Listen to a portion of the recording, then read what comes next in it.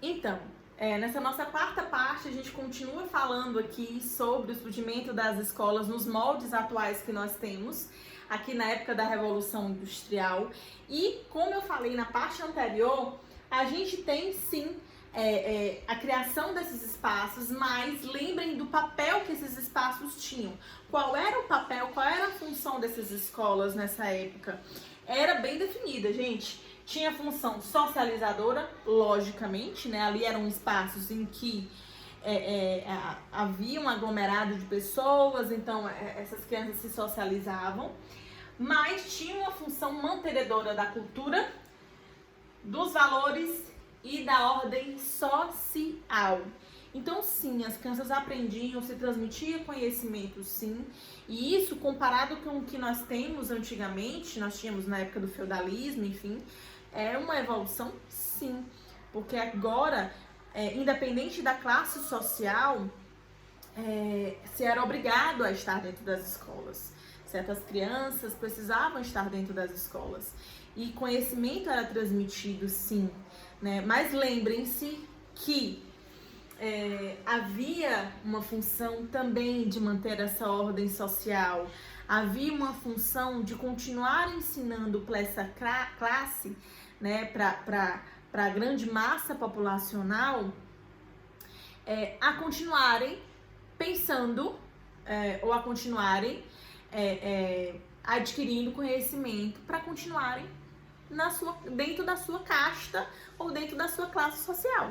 Certo? O conhecimento que era passado não era um conhecimento libertador, né, para um crescimento, uma busca de um crescimento ou de uma passagem de uma classe social para outra, e sim um conhecimento que visava manter você na sua classe social e ensinar você a baixar a cabeça e a obedecer às classes mais altas. Era essa a ideia.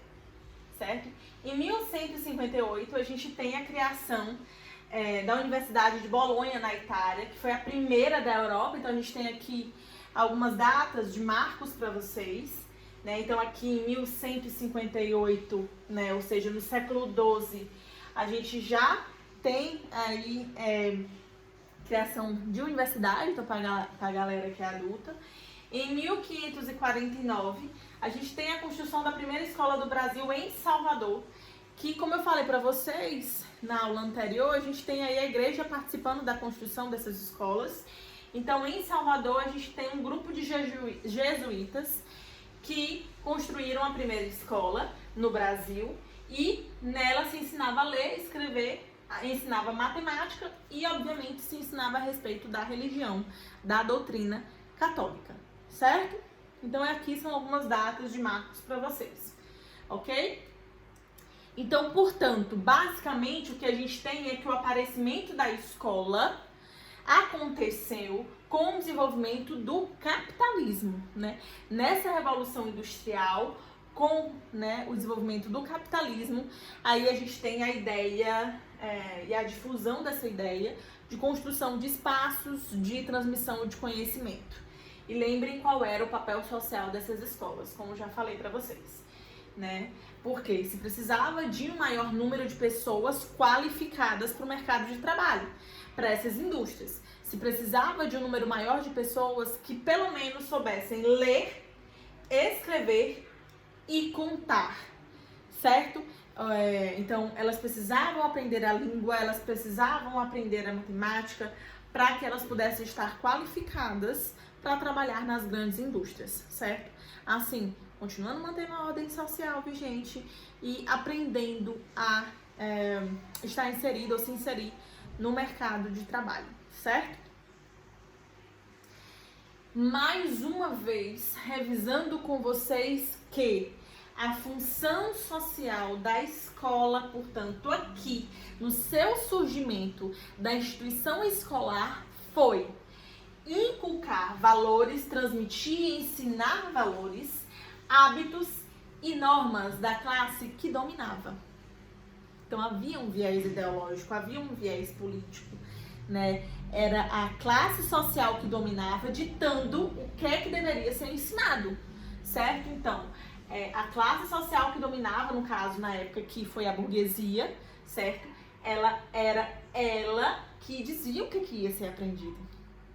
Que dizia, olha, o que vai ser aprendido vai ser isso. Eles vão aprender basicamente a continuar tendo a visão de trabalhadores, de empregados, e o que vai ser aprendido vai ser para se qualificar eles para as minhas indústrias, para qualificar eles para estarem preparados para trabalharem nas indústrias, certo? Então não havia uma revolução de conhecimento, embora, como eu falei para você, já fosse pelo menos aí, em comparação com o que nós temos antes na história, uma evolução, certo? Então a ideia aqui é construir-se as escolas na Revolução Industrial. Isso começou a ser obrigatório para a grande massa populacional, mas basicamente falando, a ideia era que cada um ficasse no seu quadrado. Se eu nasci trabalhador, empregado, filho de empregados, eu vou permanecer assim e vou aprender a ser assim ao longo da minha vida, certo? Não vou mudar de classe social, o conhecimento que eu vou adquirir não vai ser revolucionário para que eu tente alçar voos maiores, certo? Então até aqui a gente viu esses papéis, ou esse papel social que a escola assumiu a partir do seu surgimento, né? Então basicamente foi esse que a gente falou. E hoje, o que a gente espera da instituição escolar? Qual será a função escolar na atualidade? E aí, a partir daí, a gente vai falar, inclusive, sobre as leis, sobre o que a gente tem embasando em termos de legislação, o que as escolas precisam fazer, ou qual é a instituição escolar como um todo, qual é a função que ela deve ter, certo? Então, a respeito do conteúdo escolar e a função da escola atualmente, na nossa regulamentação legal, a gente tem que a educação é um direito de todos e um dever do Estado, portanto a educação continua sendo obrigatória e continua sendo universal, sendo para todo mundo. E a educação faz parte da nossa cidadania, os direitos civis, políticos e direitos sociais. Então, para eu ser um cidadão, eu perpasso pela ideia de que eu preciso estar inserido na escola e eu preciso ser oferecido para mim. Eu tenho o direito de ter acesso à educação, certo? A nossa Constituição Federal, no artigo 205, ela fala que a educação é um direito de todos e dever do Estado e da família, ok? Será promovida e incentivada com a colaboração da sociedade, visando o pleno desenvolvimento da pessoa, seu preparo para o exercício da cidadania e sua qualificação para o trabalho. Então, continua se tendo a ideia de, obviamente, qualificar para o trabalho, mas na nossa Constituição Federal, a gente tem que a educação visa o pleno desenvolvimento da pessoa, certo? E o seu preparo para ser um cidadão. Aí é onde a gente começa a discussão. Será se realmente as escolas estão obedecendo isso? E eu vou mais além com vocês. Será se realmente o sistema como um todo, ao longo da história do nosso país, eu não falo só de agora, eu falo ao longo da história do nosso país, foi realmente visando o pleno desenvolvimento do indivíduo, visando a educação que oferecesse esse pleno desenvolvimento do indivíduo, o seu preparo para o exercício da cidadania, para qualificar o indivíduo, não apenas para o mercado de trabalho, mas enquanto ser humano, um ser humano reflexivo, um ser humano crítico, um ser humano que fosse atrás dos seus direitos, tivesse conhecimento sobre o que acontece e de verdade e buscasse crescer enquanto pessoa, enquanto profissional, mudar de classe social. Eu acho que muita coisa mudou da época da Revolução Industrial para cá. O conhecimento, ele realmente tem evoluído, assim, o acesso ao conhecimento, na verdade, tem evoluído ao longo do tempo. Mas eu não sei, e eu jogo para vocês isso, né? se a gente realmente tem uma educação hoje que visa esse pleno desenvolvimento do indivíduo, né? Começa o seguinte: como é que as melhores escolas são vistas hoje em dia? O que a gente vê em outdoor, nas propagandas a respeito das escolas? Escola A, B, C, né? Elas são vistas como escolas boas porque elas preparam o indivíduo para viver, para a vida, ela visa o pleno desenvolvimento do indivíduo, ou são escolas consideradas boas, maravilhosas, porque elas fazem seu filho passar no vestibular? Né? E não é em qualquer vestibular, é para determinados cursos que detêm um certo status na sociedade. Hein? E mais, o que eu trago para discussão para vocês enquanto alunos. Vocês percebem, dentro aqui do nosso artigo, que a educação, ela é um dever, não apenas do Estado, mas também da família. A gente pode discutir isso, só esse trecho aqui a gente podia discutir um monte.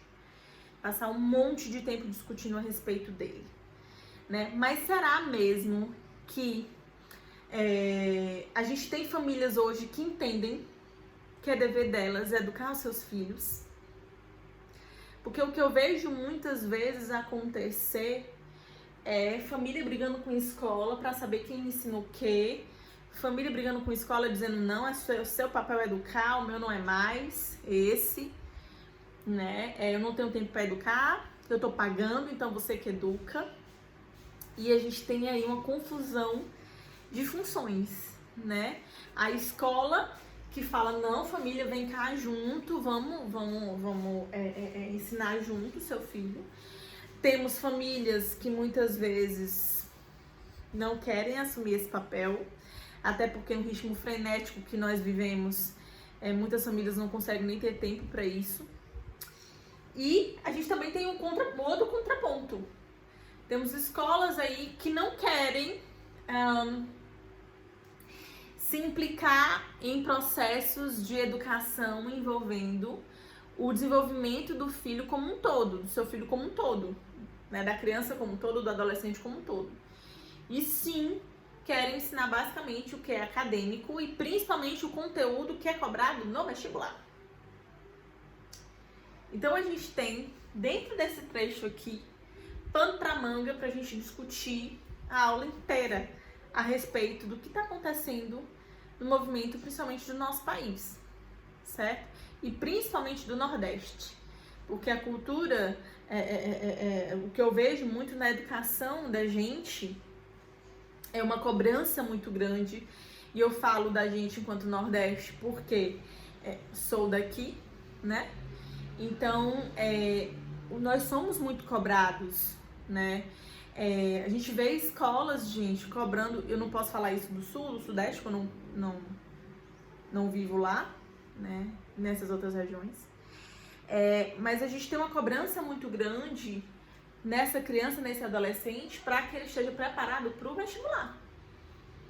Então, crianças vendo livros, conteúdos de séries adiante, que não condizem com o momento de desenvolvimento delas, né? Vendo conteúdos que estão muito além, inclusive da capacidade cognitiva que elas possuem, né? Então, isso é muito sério, a gente precisa conversar sobre isso, né? Conversar sobre o que a gente tem visto em educação no nosso país atualmente, certo?